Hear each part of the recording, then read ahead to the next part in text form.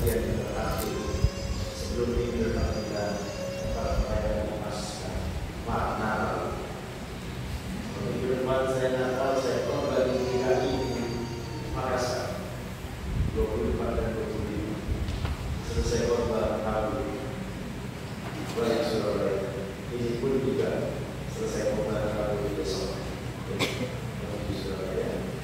Hari ini saya sangat bersuka cita karena 5 tahun saya membimbing seorang muslim yang bernama Mas Aro dari Jombang sana. Sudah tahu Jombang tempat yang sangat kuat Islam. Hari ini dia dibaptis di gereja Lipo di salah satu cabang Surabaya.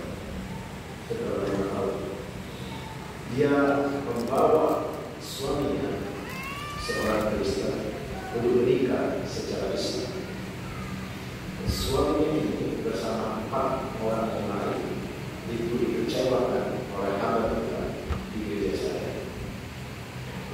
Dan kelima orang ini meninggalkan gereja sampai hari ini. Dan puji Tuhan, 2 cowok yang ada Tuhan menikah, dan 2 muslim dari 2 cowok istri masing-masing. Yang satu sudah lebih dahulu percaya kepada Tuhan Yesus, yang lalu dibaptis, ya. Sedangkan yang satu lagi yang namanya Saudara hari ini dibaptis. Saudara bisa lihat, saya baru merayakan Natal tanggal 3 Desember di salah satu musuh yang bernama Kantuk di 30 menit dari luar negeri. Dan Natal itu Natal mungkin yang paling unik di dunia, karena Natal itu untuk orang Islam. Itu baru Natal. Kalau untuk orang Kristen ngapain Natal? Ya, sudah jelas ditanya untuk kita, benar nggak? Kita harus menjadi orang Kristen. Dan puji Tuhan, saudara, yang datang bersama suaminya yang Muslim, mereka akhirnya bisa membuka hati untuk Tuhan Yesus. Selesai dari tempat ini, saya menyediakan waktu untuk menuju ke kota ini. Bapak Ibu yang dikasih dalam Tuhan Yesus, ini satu sukacita saya memasuki minggu Advent yang keempat, di mana betul-betul jiwa-jiwa bisa datang kepada Tuhan Yesus saat Natal itu. Bapak Ibu yang dikasih dalam Tuhan Yesus Kristus, tema kita adalah Allah beserta kita. Sebenarnya kita mesti melihat dalam konteks secara keseluruhan Yesaya pasal 7 sampai pasal 12 tentang tema ini. Bukan sepotong ayat yang kita baca, itu saja tidak. Oleh sebab itu nanti saya akan mencoba membawa kita memulai pendahuluan itu melihat pasal 7 ini, ayat 1 sampai 9, sebelum kita memasuki ayat 10 sampai dengan 17 yang menjadi bacaan. Tanpa pemahaman itu, kita tidak sangat bisa mengerti latar belakang.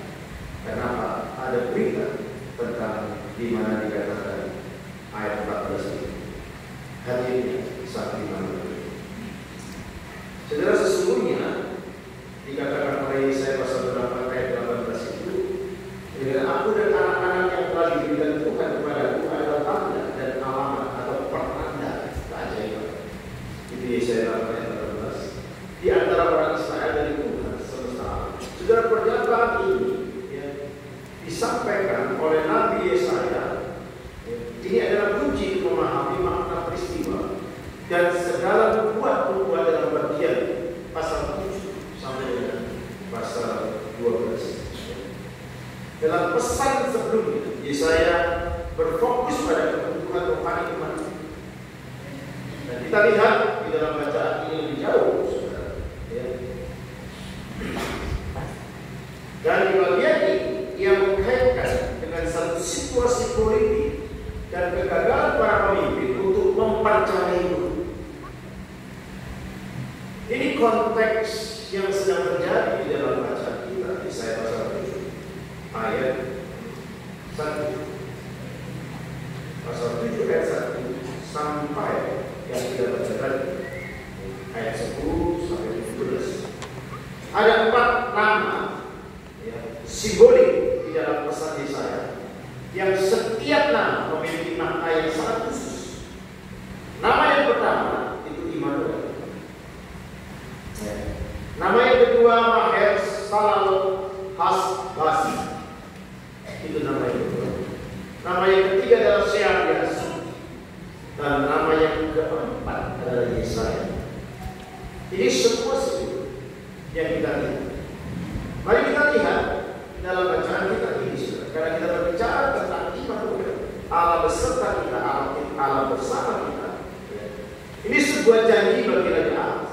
Kalau kita membaca pasal 7 ayat 1-9 yang tidak kita baca tadi, kita langsung kepada ayat 10. Ini adalah masa-masa yang berbahaya bagi bangsa Yehuda. Apa bahayanya? Karena Asyur semakin kuat dan mengancam keamanan negara-negara yang lebih kecil yang bergantung pada keseimbangan politik yang sangat sulit. Kita bisa lihat Suriah, Syria, Arab itu dimasukkan di sini. Efraim, ini semua kerajaan utara berusaha untuk menekan Yehuda. Mereka berkoalisi, beraliansi bersama-sama untuk melawan Asyur karena Asyur terlalu kuat, terlalu perkasa. Namun Ahaz menolak untuk bergabung dengan mereka. Mengapa? Apa alasannya Ahaz menolak? Karena dia diam-diam membuat satu perjanjian dengan Asyur. Itu nampak di dalam 2 Raja-Raja pasal 16 ayat 5 sampai dengan 9. Raja sedang memainkan politik kekuasaan, bukan percaya kepada kekuasaan, tapi mengandalkan kepada manusia, bersandar kepada kekuatan manusia, yaitu Asyur di dalam hal ini. Kita lihat Aram dan Efraim kemudian merencanakan untuk menggulingkan Ahaz dan mengangkat anaknya, yaitu anak KBR, sebagai raja. Itu perhatikan. Dan Ahaz menjadi ketakutan yang luar biasa. Sudah bisa kita baca di sini. Orang yang makin dekat dengan Tuhan, dia tidak pernah akan takut dengan siapapun. Tetapi orang yang makin jauh dari Tuhan, tidak diapa-apakan pun dia akan takut. Contohnya Ahaz. Dia bukan mencari Tuhan di dalam kesulitan. Dia bukan mencari Tuhan dalam ancaman, tapi dia menjadi takut dan membuat dia bersandar dengan kekuatan musuhnya, yaitu Asyur. Ini satu keteledoran iman yang dilakukan oleh orang raja yang bernama Ahaz.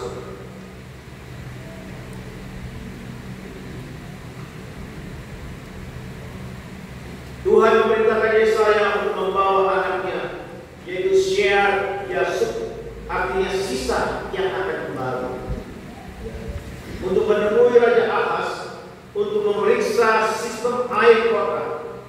Hati Ahaz telah goyah, tidak perhatikan, dan hati rakyatnya gemetar karena takut. Perhatikan ayat 2 dalam Yesaya pasal 7. Dan Yesaya datang dengan sebuah jaminan. Dia mengatakan apa?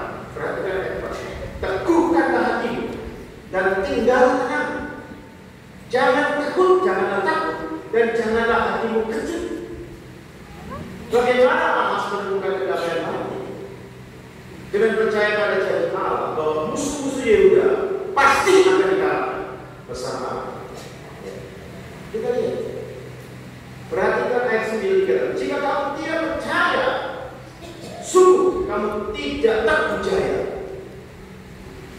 Yesaya melihat bahwa Asyur menjadi ancaman besar, mengintimidasi, menimbulkan ketakutan yang luar biasa. Maka dia mencoba untuk berkompromi dengan Asyur dengan berbagai macam cara, dan dia melalaikan seharusnya hidup sebagai umat Allah adalah memelihara kekudusan dan dengan bergantung penuh kepada Allah, bahwa bersama Allah janjinya akan digenapi, termasuk menghadapi kesulitan musuh yang sehebat Allah. Karena punya Allah yang jauh lebih hebat daripada musuh yang hebat dari manapun juga. Di dalam hal ini Asyur. Kita bisa lihat iman di dalam janji Allah adalah satu-satunya cara untuk menemukan kedamaian di tengah-tengah kesulitan. Kita ini prinsip penting. Iman di dalam janji Allah adalah satu-satunya cara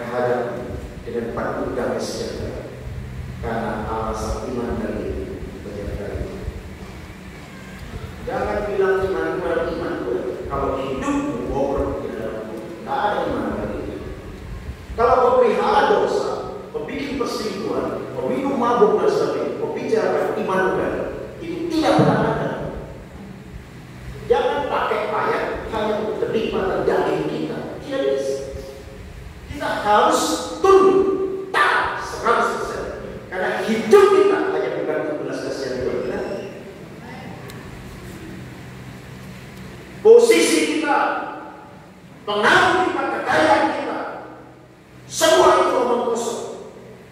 Tidak bisa kita andalkan untuk menghadapi kehidupan. Benar? Posisi kita, kekayaan kita, pengaruh kita tidak bisa memberi kehidupan. Benar? Orang di dalam suasana pandemi COVID semacam ini, yang paling kaya yang tidak berdaya menghadapi COVID, pemilik oksigen sama dok tersebut, akhirnya mati karena COVID. Apa kurang banyak oksigen yang dimiliki di pabrik itu? Sangat limpah. Tapi kehidupan ini tidak bisa dibeli dengan kekayaan, posisi, dan pengaruh. Kita hidup dengan dasar Tuhan. Hormat itu, putuskanlah hidup. Jangan bermain-main dengan dosa. Percayalah akan janji Tuhan. Walaupun situasi sedang berhadapan seperti sesuatu yang tidak nyata. Karena janji Tuhan seperti anak-anak tidak. Dia menggenapi dalam waktunya yang terbaik, dan dia menggenapi juga di dalam cara yang terbaik. Dan kadang-kadang kita hanya kagum dan takjub terhadap apa yang Tuhan kerjakan di dalam hidup kita. Mari kita perhatikan sedikit. Yesaya datang mengembalikan suara kenabiannya supaya Ahaz kembali dalam pertobatan, mempercayai Tuhan dan memegang teguh janji Tuhan. Walaupun Asyur hebat, tidak mungkin Asyur bisa mengalahkan kehebatan daripada Allah sang Immanuel itu. Mari kita renungkan kebenaran ini. Allah beserta kita. Kata-kata ini begitu dalamnya maknanya. Banyak orang Kristen sering menggunakan kata Immanuel, tetapi tidak memahami dari konteks Immanuel yang sedang terjadi di dalam maksud Immanuel tersebut. Yesaya ini akan kembali di dalam posisi rohani yang benar, maka dia akan menikmati sang Immanuel hadir di dalam kenyataan untuk seluruh hidup dia, termasuk menghadapi kesulitan dan musuh yang sedang terjadi. Di mata Allah, saudara, kedua raja yang mengancam, baik dari Aram, dari Efraim dan sebagainya, bukan apa-apa. Perhatikan di dalam Yesaya pasal 7 ayat 4 juga dikatakan, kedua puntung kayu api yang berasap atau menyala kecil, maksudnya di sana. Itu di dalam terjemahan HIV dikatakan yang akan padam dengan cepat, dan mereka berdua meninggal 2 tahun kemudian. Pada waktu Ahaz tidak mau diajak koalisi menghadapi Asyur, tapi diam-diam Ahaz memainkan peran politiknya untuk berkompromi dengan Asyur. Keputusan ini sama, kompromi dengan mereka ini sama, karena mereka adalah kerajaan utara. Perhatikan yang dilakukan. Justru Tuhan mengatakan, orang yang sedang mengancam, dua raja yang sedang mengancammu, itu bagaikan cuma api kecil, bukan api yang besar, kecil yang akan cepat padam. Begitu ada tiupan angin yang sangat kecil sudah memadamkan. Apa yang ditakutkan oleh Allah sebenarnya di mata Tuhan itu tidak ada pakaian kekuatan mereka. Tetapi karena Ahaz tidak berpaut hatinya kepada Tuhan, maka dia ada di dalam ketakutan yang terbesar di dalam kepemimpinan yang dia alami. Saudara, mari kita lihat dalam Tuhan. Akhirnya dua pemimpin tersebut. Selanjutnya dalam waktu 65 tahun, Efraim yaitu Israel kerajaan besar ini akan hilang selamanya. Bayangkan 65 tahun. Dan Yesaya menyampaikan nubuat ini kira-kira pada tahun 734 sebelum Masehi. Dan Asyur mengalahkan Aram yaitu Suria pada tahun 732 dan menyerang Israel pada tahun 722. Mereka mendeportasi banyak orang Yahudi dan sisanya berasimilasi dengan bangsa-bangsa non-Yahudi yang datang ke tanah mereka. Ini tahun 669 sebelum Masehi.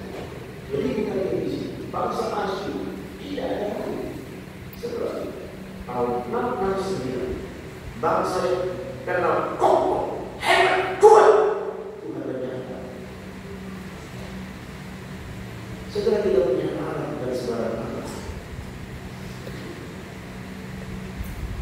Dia satu-satunya Allah yang benar, Allah yang menyatakan diri kepada kita.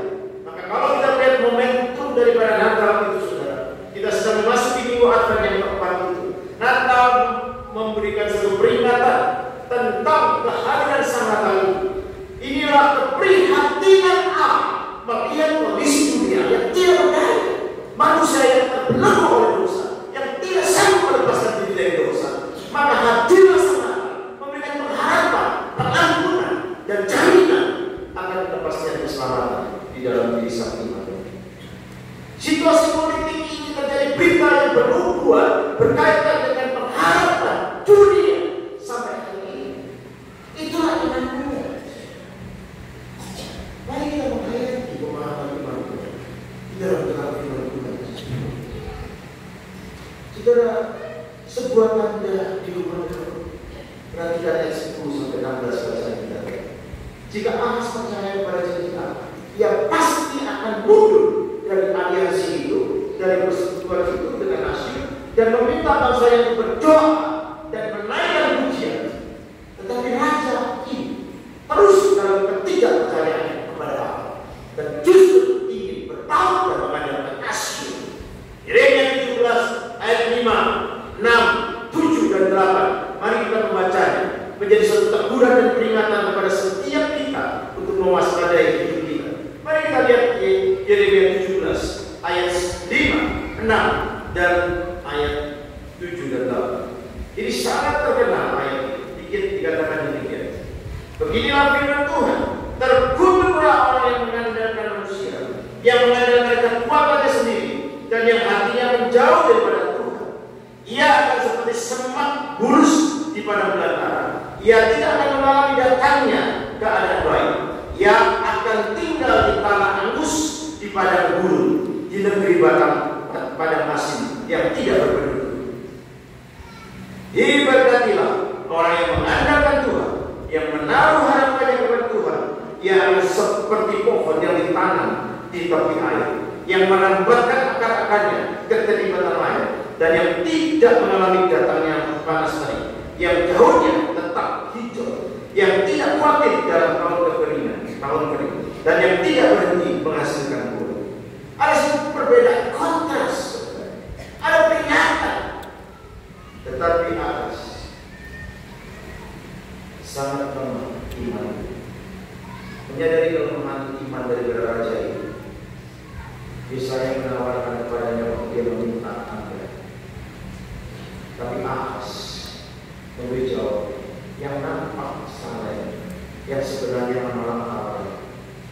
Ia diam-diam bersekutu dengan Asyur dan melanjutkan persekutuan berkoalisi dengan Asyur sebagai bagian daripada kecondongan hati untuk mengandalkan kekuatan manusia. Perhatikan terus di dalam perang itu.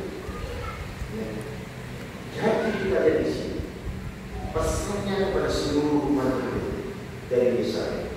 Pesan ini bisa disampaikan dan memberikan buat tentang Immanuel, di mana Allah yang beserta kita. Inilah konteks hadirnya berita tentang Immanuel. Betul di kondisi yang tidak berharap, betul dalam kondisi yang begitu mencekam, yang intimidasi, tapi Sang Immanuel datang memberikan pengharapan kepada setiap kita yang mau datang dengan rendah hati, yang mau mengakui dosanya, menyelesaikan dosanya, berkomitmen hidup kudus. Maka Sang Immanuel menjadi bagian hidup kita sampai kapan. Kalau kau minum mabuk, kau mencuri, kau selingkuh, main perempuan, bicara Immanuel tidak ada. Bohong, kau menipu dirimu sendiri. Immanuel itu dibicarakan di dalam konteks orang-orang yang di dalam kesesakan hidupnya, yang datang kepada Tuhan dalam konteks kehidupan yang mencoba jauh daripada Tuhan, mengandalkan kekuatan manusia, ditantang untuk hidup mempercayai janji Tuhan akan hadirnya Sang Immanuel yang akan menyertai. Mari kita renungkan saudara pendengar ini. Tentu saja puncak penggenapan umat ini tertuju kepada Tuhan Yesus Kristus yang adalah Allah beserta kita. Sang Immanuel yang dicatat juga di dalam Matius pasal 1 ayat 18 sampai dengan 20 dan Lukas pasal 1 ayat 31 sampai 30 sebagai tanda nama daripada hidup ini. Inilah yang membedakan Kristen dengan seluruh agama-agama ini. Saudara, di dalam kasih Kristus, mari kita perhatikan ini. Kristus yang lahir dari perawan anaknya hari ini adalah satu doktrin, satu pengajaran kunci. Karena jika itu tidak demikian, Yesus Kristus adalah Allah yang datang ke dalam diri, dalam kaki manusia dan tidak berdosa. Yang memang dipanggil oleh Yesus. Saudara, saintis ilmuwan mengatakan ada manusia bisa hadir tanpa pertemuan benih laki-laki dan perempuan. Ini saintis, profesor-profesor ini adalah orang yang anti Alkitab, mencoba melawan Alkitab, memberikan bukti dari sains, dari pengetahuan, ilmu pengetahuan. Ini picik sekali. Di mana letaknya? Manusia yang pertama ada bisa hadir apakah dalam pertemuan benih laki-laki dan perempuan? Tuhan menghadirkan manusia dari pacar. Cara yang pertama hanya lewat tuntutan hadir Adam, betul? Yang kedua hanya ada seorang laki-laki, belum ada perempuan, hadir Hawa. Ini cara yang kedua. Cara yang ketiga melalui seorang perempuan saja tanpa laki-laki hadir Yesus Kristus. Dan yang keempat melalui pertemuan benih laki-laki dan perempuan semua kita hadir. Betul? Empat cara ini, cara yang begitu ajaib, Tuhan bisa menghadirkan manusia. Kalau saintis itu hanya menyoroti satu poin saja, terlalu picik jadwal, walaupun gelapnya begitu mengakui yang namanya profesor. Tapi tanpa hikmat Allah, mereka melawan firman Allah dan pasti salah. Seorang profesor Amerika yang menjadi misionari di Indonesia dan yang membangun sekolah Alkitab Tyrannus yang ada di Bandung itu, dan dia menjadi seorang pengajar di Institut Teknologi Bandung ITB. Dia seorang yang sangat cinta Tuhan dan dia menuliskan semua hasil ilmu pengetahuan yang melawan Alkitab dia bisa buktikan kesalahan daripada semua hasil pengetahuan itu. Dan dia memberikan contoh-contoh dari puluhan tahun yang lalu, contoh-contoh dari ratusan tahun yang lalu, dari penemuan-penemuan sains yang melawan Alkitab terbukti salah. Dia menulis buku itu dalam buku yang sangat kecil, ya, di dalam bahasa Indonesia. Profesor ini beberapa tahun yang lalu pulang di Indonesia dan dia sudah menjadi warga negara Indonesia demi membawa Injil masuk ke Indonesia secara khusus untuk Jawa Barat yang penuh dengan orang-orang Muslim sudah yang sangat keras. Saya bisa lihat luar biasanya firman Tuhan, luar biasanya sang iman ini. Kita memasuki minggu akhir, bagaimana sekali? Apakah kita menjadi orang yang biasa-biasa saja di dalam berespon terhadap anak? Karena dia tahu engkau tidak punya antusias, engkau sama sekali hanya sekedar perayaan, hanya untuk kepuasan, keyakinan dan program saja. Maka tidak demikian. Keprihatinan Tuhan akan dunia ini membukakan sama Allah supaya tidak mengharap kepada dunia. Apakah gereja Tuhan menyampaikan kita kepada dunia? Orang-orang Kristen yang tidak memberitakan Injil, mereka adalah orang-orang yang terhilang. Gereja yang tidak memberitakan Injil, walaupun hasil gereja dari satu penginjilan, tapi gereja itu bisa terhilang. Mari kita perhatikan dalam firman Tuhan, bagaimana kita bisa mengalami kenyataan Tuhan saat iman dalam Yesus Kristus. Ini menjadi sesuatu yang sangat penting untuk kita hayati kembali dalam hidup. Yesus harus dilahirkan dari seorang perawan sebagai bagian dari generasi manusia ini sesuai bersama. Inilah yang membedakan Kristen dengan seluruh agama dunia, bahwa semua nabi yang dimiliki dan yang diakui dalam agama mereka adalah nabi yang pasti berdosa, karena dia dilahirkan di dalam pakem materi nabi yang berdosa. Tapi Yesus Kristus dia tidak berdosa, justru dia menjadi berdosa karena kita.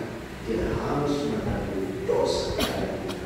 Karena satu syarat untuk bisa menjadi penanggung dosa orang lain, dirinya sendiri harus tidak berdosa. Ini yang membedakan. Dia yang pernah naik, dia turun, dia tahu jalan yang tepat. Yang lain moga-moga selalu. Benar? Kalau Yesus aku jalan kebenaran dan hidup, tidak seorang pun yang sampai kepada Allah kalau tidak melalui aku. Firman 2:14. Kisah Rasul 4:12. Di bawah orang ini tidak pernah kesucian dari Yesus Kristus, yang dimana keselamatan itu ada yang bersyukur di dalam. Sesuatu yang sangat luar biasa. Ini membedakan di dalam pemikiran saya kepada orang-orang Islam. Mereka bisa melihat perbedaan jelas. Mereka sudah indoktrinasi untuk menyerang alam itu, indoktrinasi untuk menyerang kealahan dan kemanusiaan Kristus. Maka itu bisa terjadi dalam satu pikiran. Semua setelah dikatakan, setelah dijelaskan,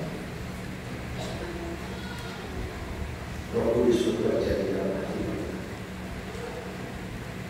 dan membawa jiwa-jiwa. Karena orang bukan dia percaya bisa berbulan-bulan, bertahun-tahun berjalan seperti yang dialami. Masalah kali ini saya ambil sangat berbeda. Jadi ada keputusan tanpa sepengetahuan antara dua dan dua.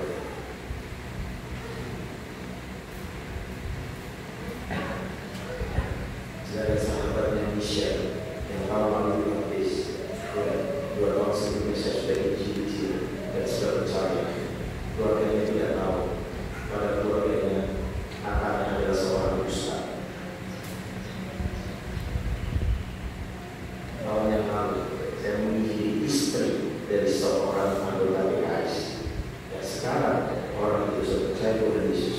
Dan kedua anaknya, satu di mahasiswa, satu masih SMP, kedua sudah percaya kepada Yesus. Tinggal anak pertama bersama suaminya yang tinggal di Malang. Ini yang sedang saya doakan untuk punya kesempatan datang ke Malang untuk memberikan Injil kepada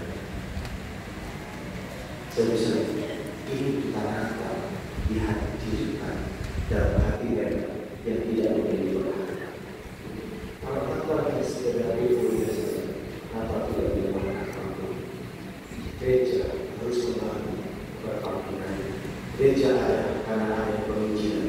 Kalau gereja tidak melakukan penginjilan, maka gereja itu akan mati, tidak terjadi pergerakan Kristen. Itu bersemangat misalnya di wilayah timur dan Indonesia. Bagaimana orang-orang Muslim mencari Kristus masih dengan luar biasa. Tuhan bekerja di Irak luar biasa. Tuhan bekerja di Mesir luar biasa. Tuhan bekerja di Irak, di mana pintu-pintu itu pernah tertutup sangat rapat puluh-puluh tahun. Maka benar yang dikatakan Tuhan, jika Tuhan yang buka, tidak ada satu kekuatan politik apapun bisa menutupnya. Oleh sebab itu, Anda adalah sang imam dengan cara hidup mulai kudus, hilangkan dosa. Cari Tuhan, jangan hanya sekedar baca Alkitab, tapi lakukan dengan Tuhan. Karena syarat untuk bertumbuh bukan membaca Alkitab, tetapi melakukan Tuhan. Bagaimana kau bisa melakukan dengan cara membaca dan mengerti kebenaran? Tanpa membaca mengerti firman Tuhan dan tidak melakukan, kau tidak mungkin bisa bertumbuh. Hanya dari orang Kristen tanpa Kristus, tanpa pertobatan, hanya orang Kristen KTP saja. Gereja-gereja tradisional ini menjadi sesuatu yang membahayakan. sudah berasal dari Kristen, lahir dari kandungan Kristen, kotanya Kristen, profesinya Kristen, begitu lahir besar minum mabuk, main perempuan, selingkuh sana sini. Saya bilang ini bukan Kristen. Hati-hati hidup Kristen, tapi hidup yang layak di neraka, bukan di surga. Karena tanpa kekudusan dan berkomitmen kepada kebenaran Allah, walaupun kau keluar masuk gereja, tidak terjadi keselamatan. Keselamatan hanya terjadi kalau kau percaya sungguh-sungguh kepada Yesus Kristus sebagai satu-satunya Tuhan dan Juru Selamat. Dan yang kedua, sebagai wujud komitmen percaya kepada Yesus, kau meninggalkan dosa, kau benci dosa. Gereja jangan sampai dikorak-korak oleh pembacaan sejarah dengan iri hati, gosip, saling mencaci maki. Kita harus menjadi pelajar dan menyatakan terang Tuhan pada dunia ini. Mari kita hidup takut kepada Tuhan. Mari kita menyambut Sang Immanuel dan mari kita hidup di dalam kebenaran Tuhan dengan komitmen hidup yang telah kita sepakati. Dan